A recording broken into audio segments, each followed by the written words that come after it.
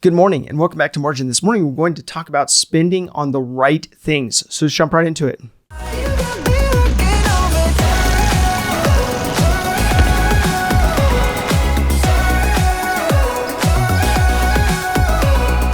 So we have talked about ensuring that you have a plan for your money so that it is neither frivolously spent in one way or another, or it's not completely grasped onto to the point where it isn't moving from your hands. Now, we have also talked about the importance of making sure that you are cared for, but not missing the point of ordering your steps so that those that matter most to you are also cared for. So when it comes to spending on the right things, there are so many rules of thumb for various percentages of where you should be putting your money so it could be best utilized, and yet only you can really define your priorities.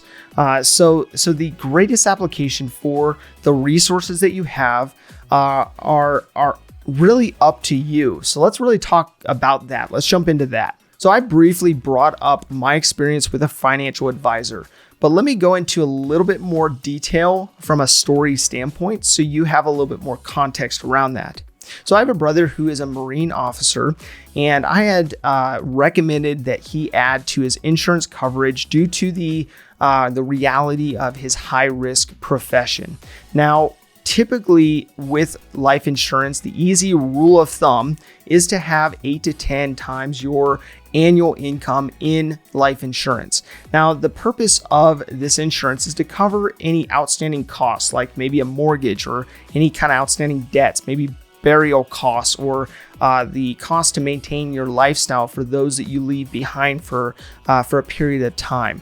Now, the financial advisor that he spoke with ended up recommending 4 times the total amount of insurance that he should carry at that time. Now, I had realized that I had recommended some relationships to this financial advisor, and I ended up calling each up and communicating that they should at least get another opinion to validate what that advisor was recommending, being that the recommendation for my brother was so out of left field. Now, this was a real lesson for me to make sure to ask the questions, to ensure that anyone that I recommend is someone that aligns with my specific values and perspective, and making sure that if I carry those same values and perspective as that other individual, that I can actually wholeheartedly back that person for being a right fit for those individuals. Now, the reason I bring this up is that so many people I know have had a similar experience.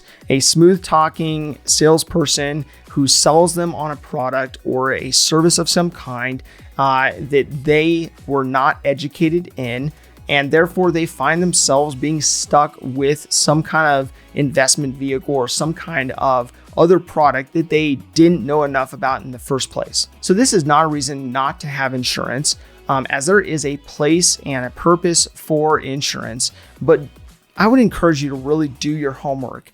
You know, ever since that experience with my brother, I've been really hesitant to recommend financial advisors or other professionals, even though I recommend that you do find someone who is a financial advisor to have in your corner.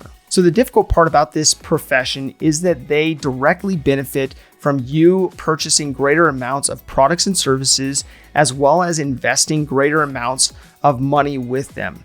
Similar to maybe a realtor or an attorney, a realtor may encourage you to buy more house than you probably should, or an attorney may recommend a certain amount of billable hours, and you may think immediately, whatever you recommend, because you're the subject matter expert and you're the person who actually has expertise in this area to give me. Now, what I would recommend from that point is verifying that the recommendation being provided is actually in your best interest. Now, this should go without saying. Now, in recent times, there has been much more legislation around ensuring that these professionals abide by certain rules and regulations, so there's less abuse in the field. But I would still recommend that you shop around, that you seek out a fiduciary, someone who has multiple product offerings from different providers so that you can get competitive pricing. Now, when properly caring for you, your dependents, or family members otherwise, you will want to come up with a plan in order to make sure that your bases are covered, that you are insured, but not weighing the risk to ensure that you are not overinsured. That said insure quite a bit in that sentence. But this is a simple example that I use as a reminder to be intentional about caring for you, your spouse, and your family's futures. Don't just blindly hand off your money to any guru or subject matter expert that may be vying for it. So make sure that the individual you are entrusting your financial future to has your best interests at heart.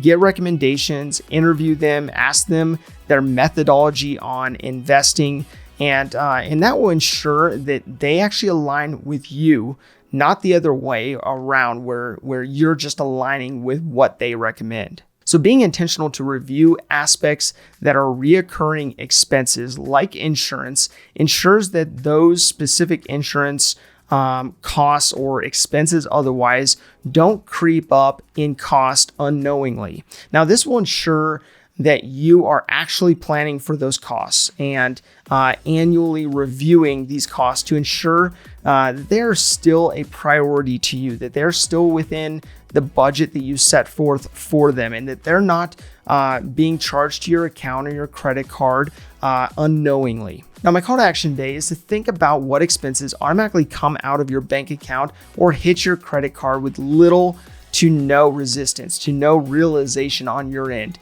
Think about those insurance policies, those subscriptions maybe, or those various auto drafts for your car, home, or other debt accordingly. Now, auto drafts aren't the issue. What the issue is that you need to take the time to review your expenses and make sure that they are within your purview, that you are actually in control of your finances. Now, if this information is helpful to you, please do like, subscribe, and hit the notification bell so you're reminded to come back on a daily basis and improve in managing your personal finances. Thank you for your time. Enjoy your day, and we'll see you back here tomorrow.